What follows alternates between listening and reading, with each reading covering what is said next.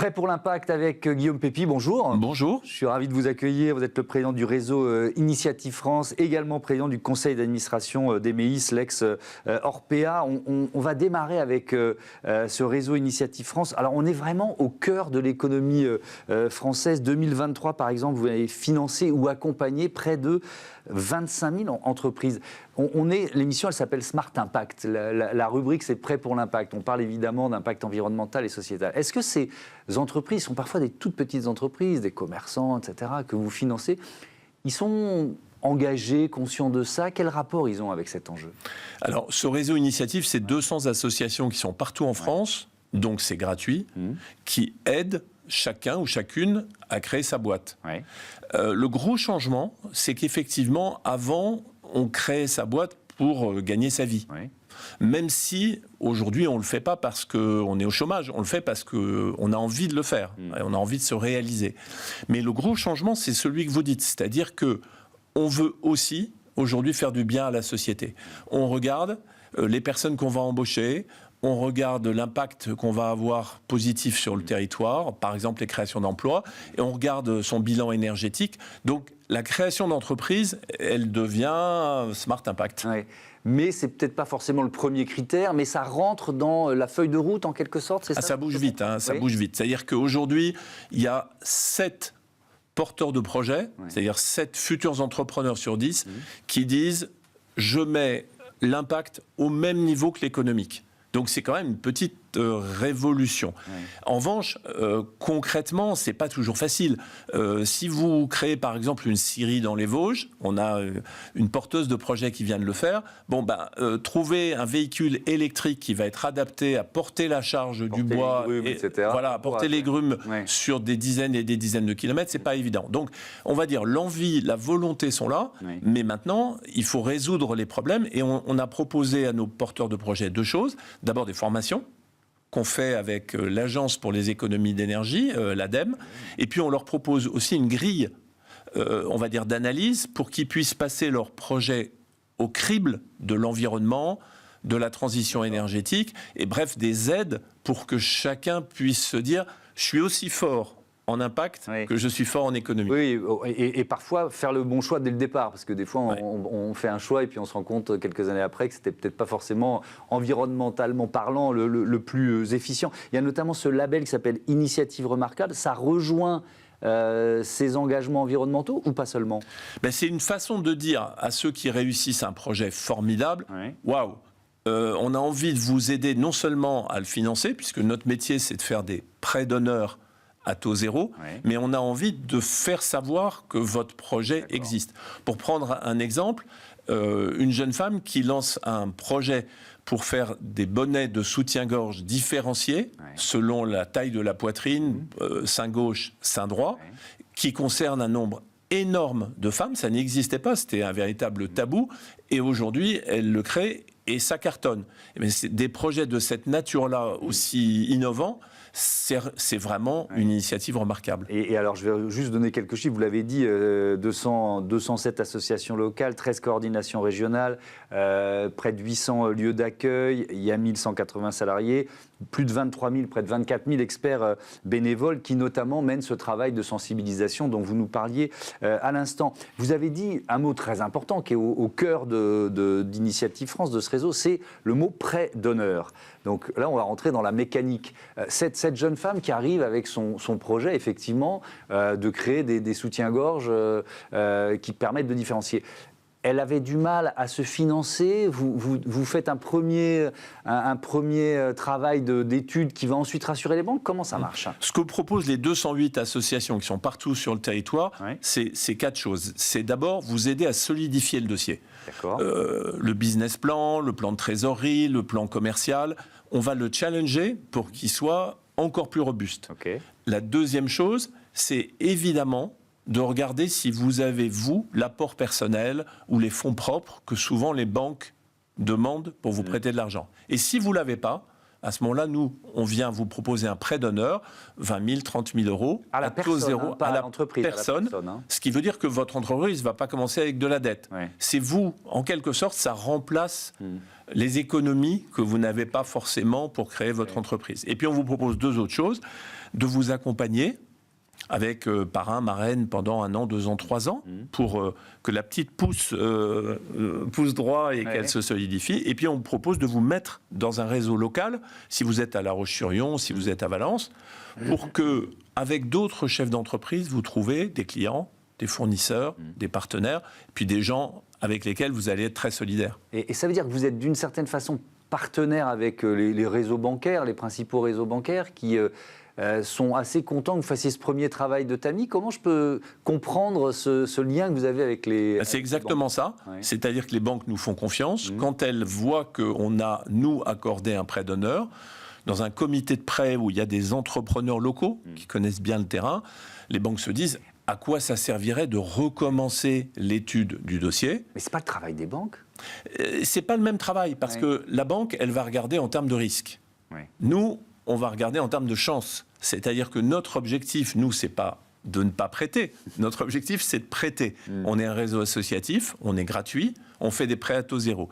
Notre objectif, c'est qu'il y ait plus de très petites entreprises partout en France, y compris dans les zones rurales, y compris dans les quartiers politiques de la ville, pour que ce tissu économique-là, il vienne compléter les très grosses entreprises qu'il y a en France. Oui.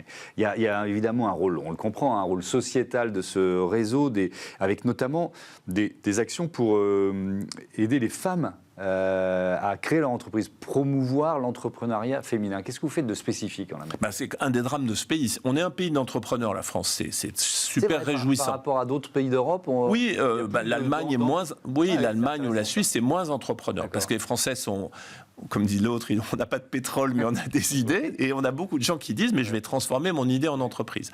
Le truc qui ne va pas, c'est que sur 100 créations d'entreprises, il y en a seulement un tiers qui sont faites par des femmes. La faute aux préjugés des femmes qui il y a un peu d'autocensure parfois. Voilà, autocensure, manque de confiance, et puis des biais qui font que parfois les projets féminins, par exemple dans la tech, ils ont beaucoup plus de mal à percer que les projets portés par des hommes. Ça, c'est un vrai biais. À se financer. Et à se financer. J'ai reçu plusieurs fois là, au Sista, etc. C'est vraiment marquant, quoi. C'est-à-dire qu'une femme seule qui arrive face à un groupe d'hommes potentiellement investisseurs, un fonds d'investissement, elle va avoir moins de chances de trouver de l'argent, ou elle va en trouver moins que si elle arrive avec un cofondateur ou que si c'est un homme ou 2 hommes seuls, quoi. Et donc, il faut se battre contre ces préjugés et ces biais. Et donc, nous, ce qu'on fait, c'est qu'on est aujourd'hui à 43%. Donc, c'est beaucoup mieux que la moyenne nationale. La moyenne, c'est un tiers. Nous, on est à 43%, mais on n'est pas à 50%. Donc, on fait des Vie ma vie pour permettre à des jeunes femmes... C'est le nom que vous avez donné. Ben oui, ça me rappelle une émission de télé. Et on était jeunes. Pour aider des jeunes femmes à se rendre compte de ce que c'est que le métier d'entrepreneur, et donc à être moins angoissées et à éviter l'autocensure. Et puis, on donne aussi des rôles modèles. En disant, mais regardez, il y a des femmes qui ont des vies personnelles, familiales, sociales, tout à fait normales et qui sont des grandes chefs d'entreprise. Oui. Sur l'innovation, je vois que les projets innovants financés par le réseau Initiative France, c'est 22% des femmes. Alors, on peut dire c'est peu, mais c'est mieux que la moyenne nationale. La moyenne nationale, je crois que c'est 10%. Ah oui, c'est très faible. C'est très faible. Et sur l'innovation, vous faites quoi spécifiquement ? Parce que il n'y a pas forcément une innovation à la base d'un projet dont c'est ça. vous accompagnez. Nous, on est un grand réseau généraliste. On est implanté partout et on est, en termes de taille, le premier réseau associatif qui aide les personnes à trouver les solutions pour créer leur entreprise. Et c'est gratuit. Mais ce qu'il faut qu'on fasse, c'est que tout le monde puisse avoir droit, entre guillemets, d'entreprendre. Pas seulement la tech. La tech, c'est super, mais vous avez dans des zones rurales besoin d'épiceries, de cafés-restaurants, vous avez besoin de centres de santé, vous avez besoin des services de la vie quotidienne, vous avez besoin de services de déplacement. Et donc, nous, on accueille tous les projets à 2 conditions. Il faut que le projet flotte, c'est-à-dire qu'il n'aille pas dans le mur, sinon, franchement, on envoie quelqu'un dans le mur. Et il faut que la personne soit suffisamment mûre en elle-même. C'est pas une question de formation, c'est pas une question technique, c'est qu'elle est prête psychologiquement à faire ce métier d'entrepreneur. Et la vérité, c'est que nos enquêtes montrent que tous ceux qui ont entrepris disent, c'est plus dur que je ne l'imaginais. Ouais. Bon, c'est pas terrible, hein, mais c'est plus dur que je l'imaginais. Mais 2, pour rien au monde, je reviendrai en arrière. Même si c'est dur, je suis content. C'est plus dur, mais je suis content. Mais pourquoi ? Parce que la vraie raison d'entreprendre en France, c'est d'abord se donner un défi, être indépendant par rapport à être salarié, être indépendant, et puis c'est mettre du sens, smart impact. Ouais. C'est faire quelque chose qui fait sens. Ouais. Y a aussi, alors là on a parlé de l'entrepreneuriat au féminin, on va parler des jeunes des quartiers, notamment des quartiers prioritaires, avec un dispositif qui je crois démarre, les prêts d'honneur quartier. Est-ce que ça veut dire, si ça démarre entre guillemets seulement maintenant, que ça passait trop souvent sous les radars des associations qui forment ce maillage territorial? C'est exactement ça, c'est-à-dire que dans les quartiers politiques de la ville, et il y en a 2000 en France, c'est plusieurs millions de personnes, il y a une énorme envie d'entreprendre, mais aussi il y a une énorme autocensure.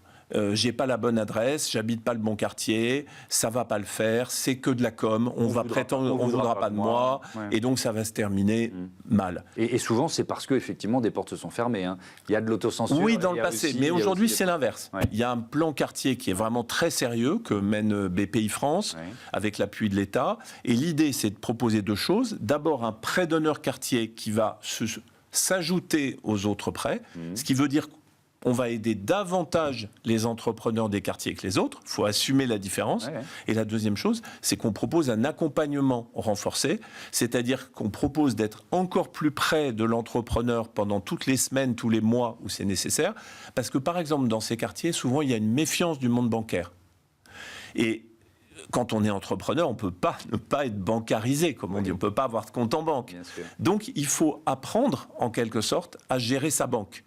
Et donc, on propose des formations qui vont permettre aux personnes des quartiers qui se méfient de la banque, qui ont peur de la banque, etc., de gérer leur banque. Ouais, alors sur ce thème, on a retrouvé cette citation, c'était en janvier dernier sur Europe 1. Vous disiez « L'une des principales causes de mécontentement des jeunes, c'est que les écosystèmes d'aide, d'appui sont d'une complexité effarante. Je pense que les nouvelles normes détruisent de la valeur, de l'enthousiasme, du dynamisme, plutôt qu'elles n'apportent de réelle protection. » Je suis journaliste, heureusement, malheureusement, depuis plus de 35 ans, Guillaume Pépy.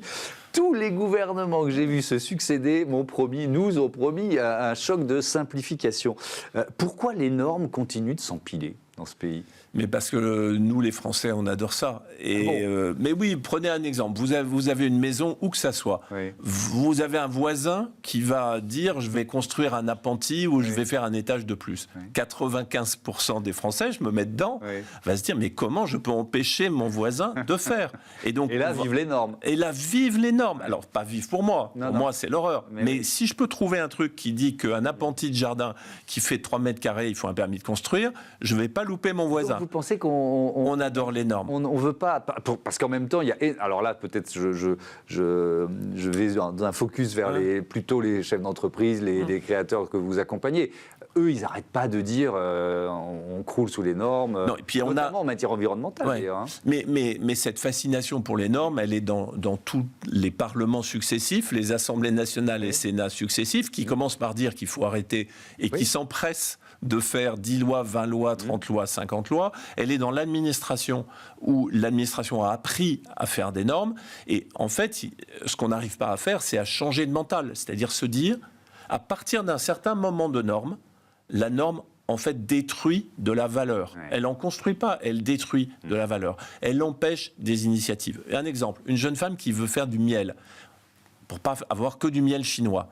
Cette jeune femme nous a montré la liste des normes qui existent en France pour faire du miel. On rigole, mais non, c'est horrible. C'est horrible. C'est-à-dire qu'il y a des dizaines de normes. Alors, il y a la norme française et la norme européenne. Il y a des normes techniques, il y a des normes commerciales, il y a des normes de sourcing, il y a des normes de distribution, il y a des normes de conservation, il y a des normes de packaging. Au départ, l'intention, on va dire, n'est pas forcément méchante, c'est protéger, assurer la qualité. Mais après, ça empêche une jeune femme de se lancer, sauf si elle a décidé de passer 6 mois à étudier les normes et à essayer de s'y conformer. Est-ce que les grandes entreprises, vous avez été le patron de la SNCF pendant plus de 10 ans, est-ce que les grandes entreprises, elles sont aussi confrontées à ça ? à un empilement des normes et à la nécessité de simplifier un certain nombre de processus. Je prends plus l'entreprise est grande, plus l'entreprise dont je m'occupais avant. On a eu un énorme débat sur le glyphosate. Bon, glyphosate, c'est une espèce d'herbicide qui en fait a un impact sur l'environnement, mais qui est débattu. Bon, après un énorme débat en France, l'Europe décide de ne pas l'interdire, mais la France, entre guillemets, dit à la SNCF, il va falloir renoncer au glyphosate. Vous l'utilisiez notamment le long des voies, parce que vous ne pouvez pas avoir des arbres qui poussent au milieu des aiguillages. Bon, le résultat concret, c'est que SNCF Réseau, qui s'occupe du réseau, dépense des dizaines et des dizaines de millions supplémentaires, pour ne pas dire même encore un peu plus, a mis en place des mécanismes de recherche très compliqués pour un produit qui marche moins bien, qui coûte plus cher, sauf qu'il n'y a que la France qui a fait ça, et les autres pays, puisque l'Europe a tout étudié et n'a pas interdit, les autres pays ont continué. Donc voilà, en France, il faut qu'on s'interroge quand même sur la façon dont on raisonne. Une photo emblématique de cette époque, alors il y en a plein, on a choisi celle-ci, c'est le jour de lancement des Ouigo, on est en 2013, c'est juste pour nous ramener à l'époque SNCF. Vous l'avez dirigé 11 ans, 2008, 2019, 11 ans et demi. Est-ce que c'est votre... la question, elle est un peu bateau. Bon, est-ce que c'est votre expérience professionnelle la plus forte ? Je dirais que plus simplement, c'est le boulot de ma vie, parce que celui ou celle qui est PDG de la SNCF, c'est la plus belle mission qu'on puisse avoir, parce qu'en gros, il s'agit d'aider les gens à se déplacer, le droit à se déplacer, de façon sûre, si possible de façon pas trop coûteuse, et 24, 365 jours par an. Donc c'est une mission d'intérêt général qui est géniale. Moi, j'ai gardé un souvenir extraordinaire, 25 ans à la SNCF, dont 12 ans PDG, c'est le boulot d'une vie. Est-ce que c'est un boulot politique ? Alors, beaucoup de gens pensent que le matin, on reçoit des coups de téléphone des ministres, oui, c'est ça, ou que le président de la République ou le Premier ministre vous appelle. Bon, ça ne vous est pas arrivé si souvent ? Non, ça arrive. Sauf en période de grève très, très tendue, j'imagine. Ça arrive parce que, au fond, la mission qu'on remplit, s'il y a une très grosse grève, s'il y a une augmentation des tarifs, s'il y a des fermetures de lignes, les élus locaux protestent ou ont des choses à dire, et c'est normal que le gouvernement pose des questions et veuille comprendre pourquoi vous faites ça. Mais c'est d'abord surtout un groupe de 270 000 personnes dans 120 pays qui exercent une mission de service public, et c'est une entreprise. En cela, c'est une entreprise comme les autres. L'économie de la SNCF, c'est pas très compliqué. Vous avez des recettes, les recettes du trafic, vous avez des dépenses, des salaires et beaucoup d'autres investissements. Et puis, il faut faire un peu de bénéfices, parce que si vous ne faites pas de bénéfices, vous ne pouvez pas investir. Or, on a besoin d'investir énormément de milliards dans le chemin de fer. Quand vous voyez, dernière question sur la SNCF, quand vous voyez Jean Castex passer de Premier ministre à président de la RATP, est-ce que, soyez très honnête, il n'y a pas eu un moment où vous vous êtes dit, tiens, je pourrais faire moi le chemin inverse ? Passer non. Non, jamais. Non, pas la politique, non. Jamais. En revanche, non, jamais, non, jamais. Parce que la politique, on le voit tous les jours, et quelle que soit la qualité, c'est quand même du court terme. Et c'est du compromis. Et moi, je pense qu'aujourd'hui, la meilleure plateforme pour changer la société, plateforme étant un mot un peu large, mais la meilleure plateforme pour changer la société, c'est l'entrepreneuriat. C'est l'entrepreneuriat qui est en train de changer la société. C'est l'entrepreneuriat qui est en train de réorienter l'économie. Prenez 2 exemples. Blablacar, c'est nous qui l'avons aidé au tout début, à La Roche-sur-Yon.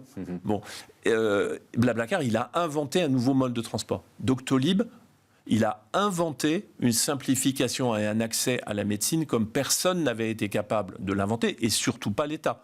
Donc dans les 2 cas, c'est des entrepreneurs qui ont contribué à changer un peu la vie des gens. Dernier chapitre consacré à votre rôle de président du conseil d'administration d'Emeis, c'est le nouveau nom d'Orpea. Orpea s'est donné après le scandale de maltraitance dans les EHPAD. Pourquoi vous avez accepté ce défi ? Mais ce n'est pas une question personnelle, c'est que la situation du grand âge en France, c'est un sujet absolument capital dont on parle très peu. Et merci d'en dire quelques phrases.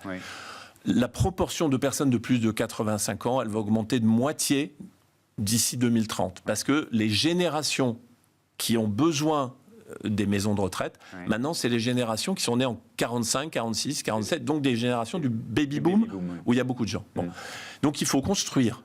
Il faut réinventer la façon dont on va en maison de retraite. Oui. Parce que, bon. Alors, je vous interromps parce que là-dessus, vous savez, dans notre rubrique, d'ailleurs, vous poserez une question à notre prochain invité, Thierry Blandinière, le patron d'Invivo. Mais la semaine dernière, on avait Jérôme Sadier, le président du Crédit Coopératif, et c'est lui qui a choisi, nous on n'aiguille pas, de vous poser une question justement sur le modèle économique des EHPAD. Chez Guillaume Pépi, vous avez pris récemment la présidence du conseil d'administration de ce qu'auparavant on appelait Orpea, qui a défrayé la chronique sur les questions de prise en charge du vieillissement et du grand âge. Et je voulais savoir si, à cette occasion, vous étiez convaincu que le modèle non lucratif est la meilleure solution pour éviter l'exploitation de la vulnérabilité des personnes. C'est une campagne menée par tous les acteurs de l'économie sociale et solidaire que de dire que dans certains domaines où cette vulnérabilité des personnes est en jeu, il ne faut pas que l'argent prime sur le soin et la considération qu'on a pour les gens, que ce soit par le biais des services publics ou par le biais des acteurs de l'économie sociale et solidaire à but non lucratif. Est-ce qu'il faut sortir les EHPAD du modèle lucratif? Vous me permettez de cartonner, en quelque sorte, l'auteur de la question, qui est par ailleurs un ami que je connais très bien. Oui. En France, dès qu'il y a un problème, on dit qu'il ne faut surtout pas que le privé s'en mêle. Il ne faudrait pas que le privé fasse de l'éducation, il ne faudrait pas qu'il fasse de la santé, il ne faudrait pas qu'il fasse du médico-social, il ne faudrait pas qu'il fasse de l'éducation. Au passage, on dit, bien sûr, il ne faut pas augmenter les impôts. Mais alors là, on est chez les fous. Le privé, s'il est contrôlé, s'il a les bons actionnaires, s'il a le long terme, etc., il peut être au moins aussi efficace que le public. Aujourd'hui, pour construire les futures maisons de retraite, vous pensez qu'on va se retourner vers l'État en disant à l'État, donnez-nous 10 milliards, il faut construire des nouvelles maisons de retraite. L'État n'a pas d'argent, on le sait. Il faut que le privé, mais un privé, on va dire, éthique, un privé contrôlé, un privé avec des bons actionnaires, s'engage sur le long terme. Et nous, par exemple... On revient à la question Orpea. Voilà, et nous, par exemple, Emeis, aujourd'hui, c'est à la fois détenu par... Qu'est-ce que vous avez changé? Pardon. C'est détenu par les Français et par un groupe d'assurance mutuelle et par la Caisse des dépôts. Et bien ça, c'est le bon actionnariat pour mener des investissements de très long terme. Qu'est-ce qu'on a changé? Tout.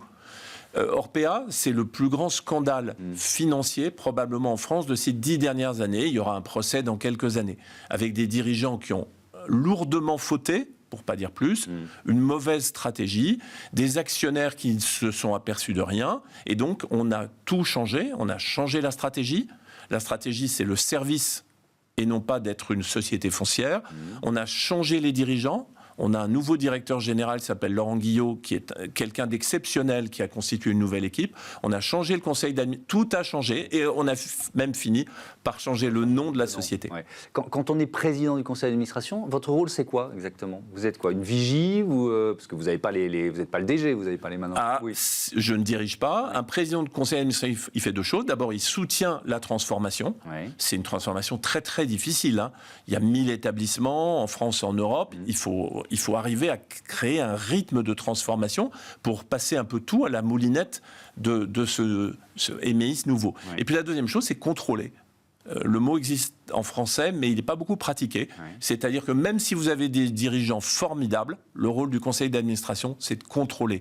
De contrôler l'argent, de contrôler la santé, de contrôler la façon dont ça se passe avec le personnel, et de pouvoir dire à tout moment ce qui se passe. Nous, on l'assume. On sait ce qui se passe dans la société et on l'assume. Est-ce que les conseils... Alors là, c'est une question très générale, évidemment, elle est presque trop générale, mais est-ce qu'ils ne jouent pas suffisamment ce rôle de contrôle, les conseils d'administration? Il y a 10 ans, les conseils, c'était un peu du béni-oui-oui, surtout en France. Ça a complètement changé. Il y a maintenant un code précis qu'a fait la FEP et le MEDEF pour visser, entre guillemets, la mission. Et puis, il y a aussi beaucoup de formation à Sciences Po, à l'EM Lyon, à l'Institut de formation des administrateurs. C'est-à-dire que tout d'un coup, en France, en 10 ans, les conseils d'administration sont devenus, presque comme dans les pays anglo-saxons, des organes qui sont là pour garantir au public que la société fonctionne normalement. Merci beaucoup, Merci à vous. Guillaume Pépi, et à bientôt sur Bismart for Change. On passe tout de suite à notre rubrique consacrée aux startups éco-responsables, c'est Smart Ideas.